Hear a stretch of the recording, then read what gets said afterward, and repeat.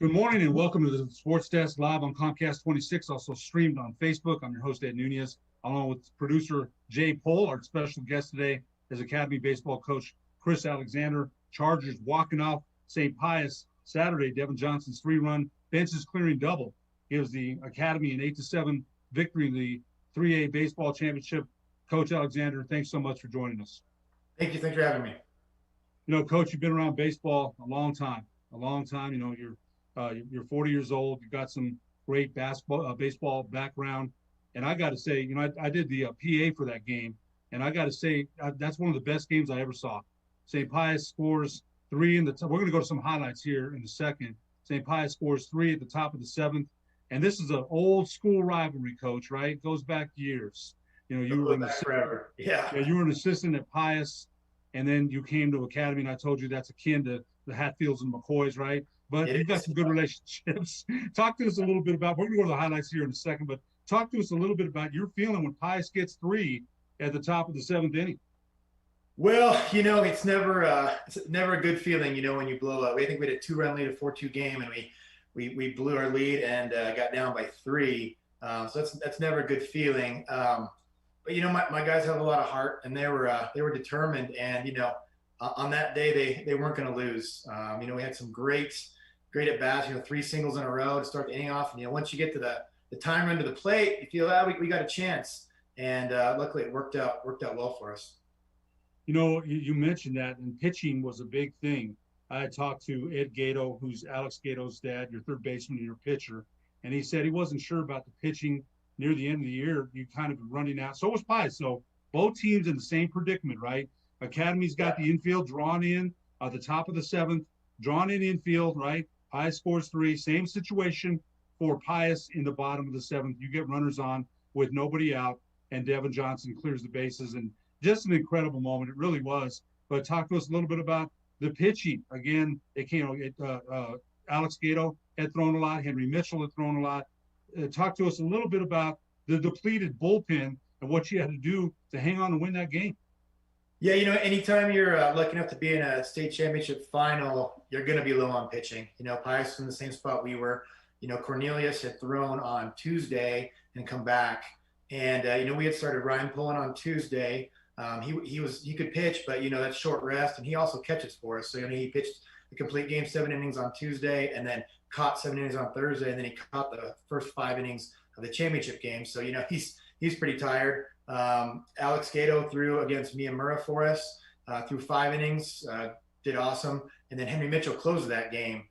So with the new pitch count regulations, we were on a little bit of a count with Henry Mitchell. He could only go up to 90 pitches. He'd be maxed out. He did an amazing job, kept us in there. I think, they scored 2 runs in the 5th off him, but that was, that's one of the best I've seen him ever, So then, getting late in the game, we go back to Pullen, gives us a great 6th inning, goes 1, 2, 3. We're feeling pretty good about things. And then, in the 7th inning, I think we lead off single, walk a guy, and we had to go to our pen. We went to Andrew Herod, who's thrown some for us this year, not a ton, not like my top 3 guys have. But, he made some good pitches. Pius did a good job. And, luckily we had a good defensive play, and, we were able to limit them, I guess you could say that, scoring 5 runs that inning. So we're only down 3. But it's always a battle if you get to that, that late in the state tournament.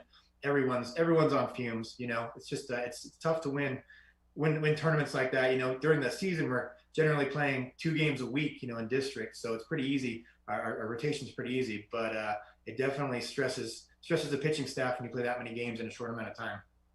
And this year being a little bit different because of COVID, right? Now, normally this deep into June, club baseball is underway for a month already. This is the latest baseball has been played in years, maybe ever, right? Because of COVID. How did your team adjust to that schedule? Because having 3 games a week, you had to jam a lot into a little bit of time. And again, Coach, what amazed me, we'll go over this in a minute after we look at the highlights, a 6-game losing streak in the middle of the season. And you came back from that. I want to ask you, how did the team back? Because sometimes in a shortened season like that, you might be looking at yourself like, I don't know what chances we have, right?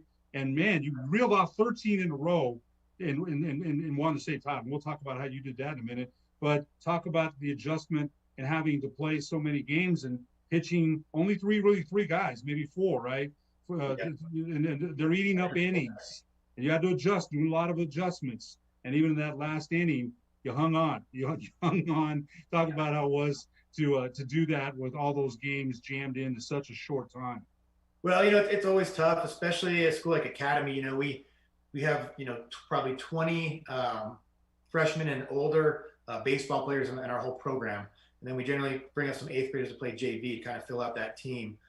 So we're always shorthanded. And then just pitching and with the new pitch count regulations and stuff, which I think are a good thing, it just makes it even tougher. So you get pretty deep in the bullpen, sometimes places you haven't been before. But yeah, in the season, we had a lot of games early. We started, I think, on the first day we were available to play games, and so we'd only had a week of official practice. We had a lot of guys. I wouldn't say we're a young team, but we didn't have a lot of experience. I think I probably had maybe three or four, maybe four guys with more than 5 varsity at bats going into this year. So we were young. It took us a while to figure things out, but they worked hard. You're talking about we lost 5 games in a row. Earlier in the year, we played St. Pius. They got us twice. Then we went up to Farmington and played Farmington and Pedro Vista. We lost a 15-14 game in 14 innings to Farmington, and then lost to Pedro Vista. And then we played Los Alamos. So that's a pretty tough stretch right there. I had some injuries. Had my center fielder was out for COVID protocols. Kind of had us out of position in those games. But we weren't ready to play those teams at that point. But you have to play them. I'd rather play teams like that and get good games and tough losses than go the other way. But my guys they worked hard and they just got better and came out every day.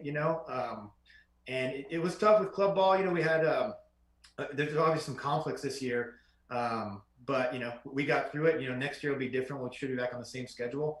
I won't be going this far out into summer. It's crazy. I mean those seniors graduated a month ago, I think, and they've all been out of school for a month. But, it seems to me their highlight of the day was coming to baseball practice. At least they made it seem like that. Only, let me see, on your roster, 2 seniors? 3 seniors. 3 seniors. So you've only got 3 seniors. You won the title again, and those things aren't forgotten the way you want it, the way you gutted it out. Gritty win, right? That's a classic. That's an instant baseball classic for sure. There's no question about that. Let's go to those highlights. Producer Jay Pohl has got those highlights for us of the state baseball championship. Let's take a look at those and you describe what you're seeing. Can you see those highlights, Coach? Yeah, we got Jordan Fine, our senior, right there with the single up the middle. I think Henry Mitchell had doubled before that. That got us on the board. That was great. We were down 2-0, and to come back like that, you feel you got a chance. It's not going to get out of hand. Here we're trying to do a safety squeeze instead we get a wild pitch there. So tack on another one. Tied it up right there. Feeling even better now, And then another senior right there, Cody Rowe, stays inside the ball. Nice ball up the middle there. Gives us the lead.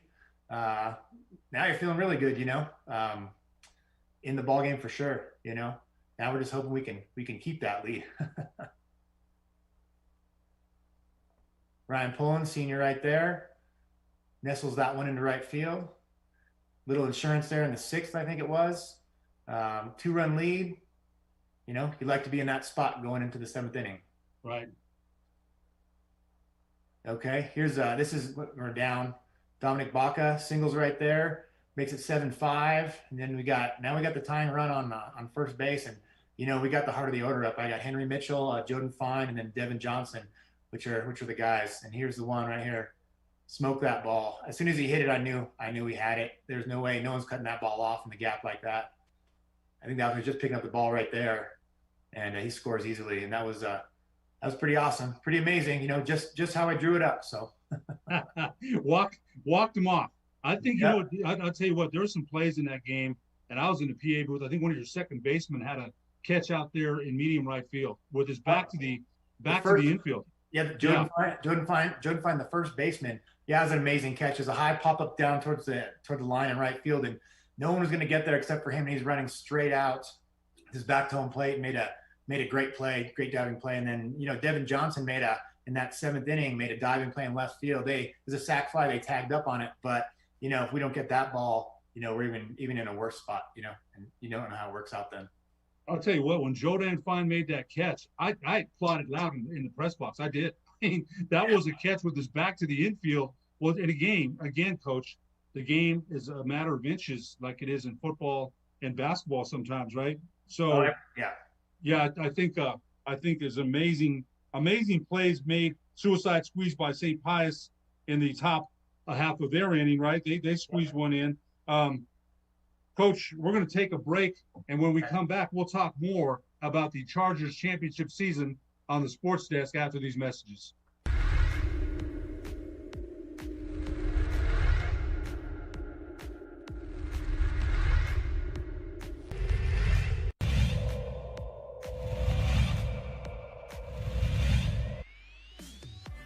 Here's a 1-2. That's lifted, well hit into the gap. This might clear the bases. It's going to bounce off the wall, and it will clear the bases. A bases clearing double off the bat of Nico Barella.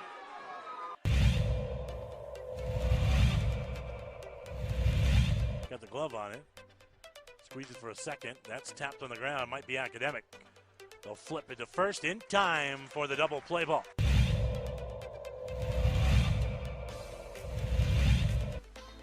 Huge lead. There's the pitch. It's low. Runner going on a delayed steal, and he's going to be out at second.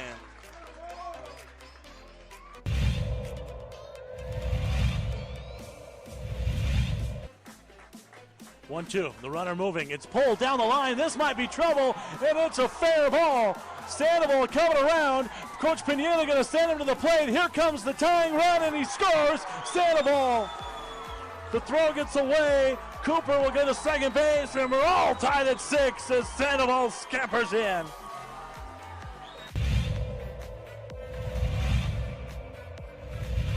Hit so far.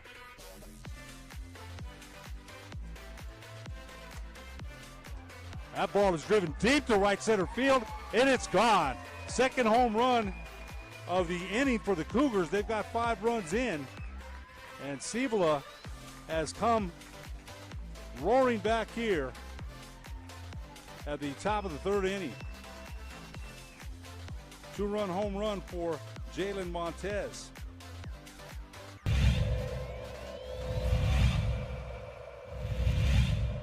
Long look in, there's a pitch. That's in the air. In shallow right. Very aggressive as Gerard Pineda will have a play at the plate. Oh, what a hose in right. The ball was waiting for him as he came home, and he was dead to rights. 2-2, nobody out. 2 runs in. There's the pitch, and that's up the middle. No, right to Francois. Back to second for a double play. That's a good play by Francois. And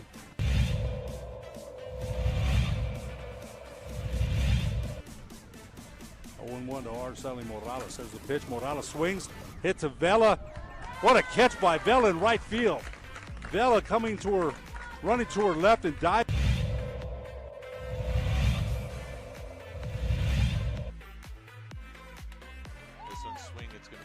Let's see if it falls, and it looks like the catch was made, and indeed it was for the 3rd out. Sprawling was Kayla Reed for the 3rd out. What a play.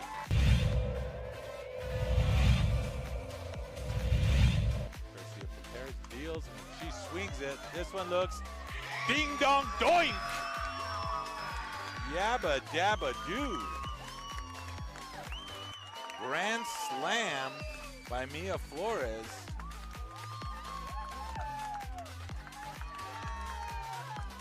Four ribbies for Mia as she just unleashed on that softball.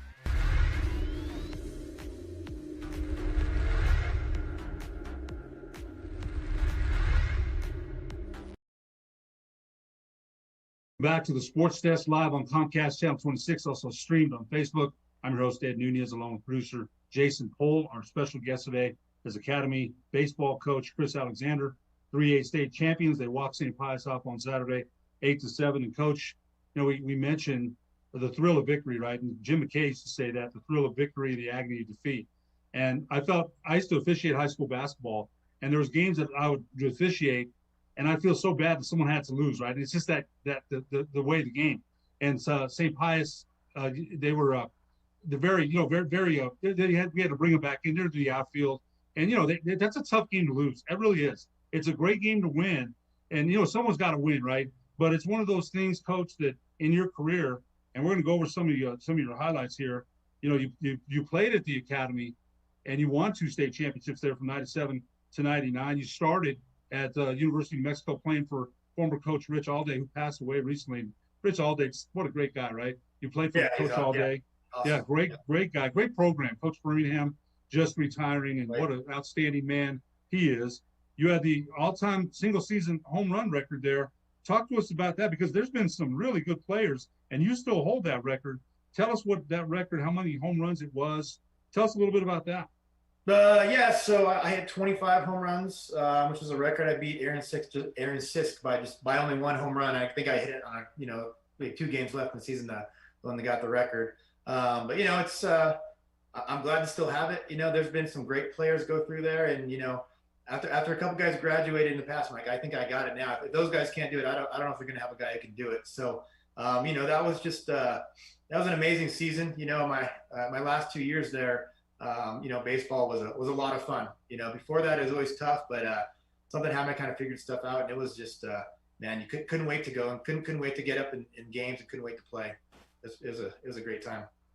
Coach, talk to us. You were drafted in the 15th round by the Texas Rangers. Did you see any pro time? Or pros is a different level. Kevin Andrush, the former Volcano Vista coach, actually played 2 years in the Pirates farm system, right? So. Yeah. Pros are a little bit different. Did you get to see any pro time with the Rangers? No, I was just in the minor leagues. I got to face a couple big leaguers in spring training, but yeah, it's just it's a tough game. In college you face some pretty good guys, but then when you go to the next level, you're facing the best 2 guys from every college team basically. So there's no let up. So it was tough. I had a couple of elbow surgeries, which didn't help things. But it's just, pro ball is a tough game, and it's a lot of work. But you learn a ton. You learn a ton, and I think that's helped me in my coaching career for sure. You were an assistant at the Albuquerque Academy from 2008 to 2012, and also at the 2012 to 2017, right? You were an assistant then. No, so I was at Academy I think until 2012, I believe, and then I went and coached summer baseball for the Albuquerque Baseball Academy, travel baseball. ABA Academy. ABA, yeah. We wanted to ask you about your days there, because one of the players you coached at the Albuquerque Academy was Alex Bregman, the current Houston Astros third baseman. Now, I want to ask you this, in watching him, it was mentioned to me yesterday, I talked to a guy that's covered Connie Mack World Series, and he said he had seen Ken Griffey when he was younger, and the ball coming off the bat is a different sound when you've got players, at that level, right? Now, when you saw Alex Bregman, did you notice this guy was a special player when you're coaching? And remember, you've got great baseball background yourself. You've played with some excellent players, were drafted in the pros. When you saw Alex Bregman, what were your thoughts about him? He's a special player. I don't know if you can ever foresee, where he's gotten. World Series champ, runner-up MVP, All-Star game MVP. I know you could never. I could never foresee that. But I knew he was a great player, and then obviously I'm sure everyone's heard about him, but his work ethic was unbelievable, and he was a competitor. He hated to lose, and he didn't lose very much because he hated it so much. But it's just amazing to see what he's become and what he's done. It's really impressive. That doesn't happen. You don't see that very often, obviously. Some guys hate losing more than they like winning. He's one of those guys. Yeah. What? I always say this too when you're a coach. You win, but you're always saying we didn't hit the cutoff. We didn't execute the suicide squeeze, right? The pitcher didn't throw a pitch that I called. So I don't know that you enjoy the wins enough, but when you lose, it's like, oh my God, the world, it rips us up, right? It rips us up. Yeah, it's tough. And yeah, wins are, you kind of feel a little bit of relief, you know what I mean, instead of, exultation. But yeah, and I find it best, that's the best time to correct mistakes is, when we win, point out the things we did wrong. When you lose, they feel that anyways. So, but when you win, you want to kind of keep your guys on the tracks, and figuring out how we're going to get better, because we may have won this game, but baseball's a crazy game. That that state championship, every single play mattered. Every pitch ended up mattering. Yes. You know, Yes. every single one, and any pitch. I always tell my guys, there's one pitch can change a game, but you never know if it's the first pitch, last pitch, or one in the middle. You never know. So that's why you have to compete every single pitch. And I think we did it the other day for sure.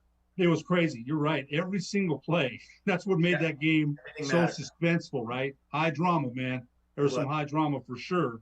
But I got to ask you this: going back to your 5-game losing streak, it wasn't 6. I had said 6. It was 5. And at that point, you lost. You mentioned losing to St. Pius, and you lost. It was close, 6-2, 7-3, a close one to Farmington, and then to Piedra de Vista, and then to Los Alamos. Then you start your 13-game winning streak, right? And here's some stats for you. Your team batted .371 as a team, 460 on base average, 9 home runs, 38 stolen bases, 3.06 ERA, which I thought is pretty impressive. 9.32 fielding percentage. You got some Mark McNaney is only a freshman, 333, 364 for Caleb Lasher, 348 for Ethan Krebs, 382 for Devin Johnson, 413 for Dominic Baca, 363 for Alex Gator, who also ate up a lot of innings. What was the key? I don't want to miss Henry Mitchell, 414, Jodan Fine, 512, Satish Rachur, and only a limited amount of bats, 692. But your pitchers, Alex Gato, Ryan Pullen, and Henry Mitchell ate up most of the innings. What was the key? Again, Coach, you're coming off 5 games losing streak, right? And sometimes guys hang in their head, right? Where are we? What was the key to turning that around and winning 13 in a row and winning the 3A baseball championship? We were determined. That Los Alamos when we actually we were 10 run in that game, and that's the last one we lost. But my guys had determination. Like I said, we had some guys out of position. We had a injury. Jodan Fine had an arm injury, so he was only DHing for us. That meant our infield was a little bit different. And one thing that made a big difference here is our guy was going to be our starting catcher. He actually moved because he wasn't sure we were going to play high school baseball here in New Mexico, which makes it real tough as a coach because catching is you need a guy there, and I kind of had him slated to be the starting catcher for 2 years. So when that happened, Ryan Pullen, who's really slated to be, he's kind of a pitcher only guy, to be honest with you, and he backup caught a little bit as a sophomore, maybe a handful of games, but he's what we had, so we had to put him behind the dish. And he was for it. I talked to him and he said he was down for it if it was help the team, and that's what we needed. And he didn't pitch at all for us that first part of the season. Satish Rachur, freshman, never really caught before, and he man, it's unbelievable. It's amazing seeing him catch and think 6 weeks ago was the first game he ever caught. He's done a great job. He works really hard, and when he started to figure it out, that allowed us to have Ryan Pullen on the mound. And I think he went 6 or 7-0 on the year. And that just really helped. And it gave us a little bit more of a bullpen too. So we made that change. Jodan came back and could play defensively. We have, Satish catching for us. So we have a little bit better shot at getting Ryan on the mound. So that stuff helped. But, I think that kind of woke us up too, losing 5 games in a row. We knew at the beginning of the year, we knew we had a good team, and those guys knew that they had a good team. But no one lets you win. No one rolls over for you. So I think losing those 5 games, I think it actually, obviously, I think it was the best thing that could have happened at the time. You don't think that, but looking back, I think that was a great wake up call. And from then on, it was just go. And they played well. 4-6 at the time. 4-6. Right. You reel off 13 to finish 17-6. Now, I got to ask you this because everything should be back to normal next year as far as seasons and, schedules and things like that. We hope it's looking good. But when you walk off in the bottom of the 7th, you win the state championship, right? Man, it's a pinnacle, right? And you've got a lot of guys returning, but what will be the message? Because somebody you rest on your laurels a little bit, a championship team, right? Sometimes you forget your focus and what we're here for because you're like, hey, you remember that moment. It's an exhilarating moment. You want it again. And sometimes you lose focus just a little bit because you're the champs. Now you're going to get everybody's best shot. And I'm telling you, your roster here, I really like Alex Gato and his mechanics when I watched him pitch against Del Norte. And again, his dad's a very good friend of mine. But man, I'm impressed with him. He's only a junior, right? Right. What's the ceiling for a player like Alex Gato? What's the ceiling for him? Oh, I mean, who knows? You know, he's been really good for us all year. You know, a little bit of control issues early on, but man, you know, pitching up at Miyamura in the semifinals, you know, that was a hostile place to play. It was loud, it was tough, and he was lights out. You know, so I mean, a guy like that keeps getting better. You never know how far it could go. You know, and you know, it's kind of everything's a little bit weird as far as colleges go and stuff now because you know, obviously there wasn't really a season last year, and then a lot of colleges have a lot of older players that came back are still eligible to have another year. So it's kind of a weird situation as that goes. But I have no doubt that guy will be pitching at the next level for sure. And you got, again, just three seniors. So there's a lot to look forward to as far as your baseball season coming up. Sure. And I'm sure you're you want to rest a little bit and enjoy this one, right? This one here, you don't, and everybody, again, it was funny. I told you this on the phone the other day.